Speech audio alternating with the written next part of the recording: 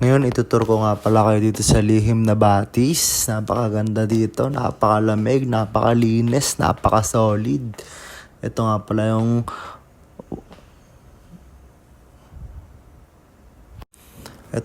yung hagdan pababa papunta sa swimming pool. Itong pool na to ay 5 to 6 feet. Ito ang pinakamalalim nila. Ayan nga, sa mga matatangkad dyan, dito kayo nababagay. Ayan. Ito yung mga ibang pool nila. Pambata, 5 feet, 4 feet, 3 feet, hanggang 2 feet. Ayan, Lihim na Batis. Here we go. Talagang lihim siya kasi dulong-dulo siya. Babang-baba siya ng baras. Ayan.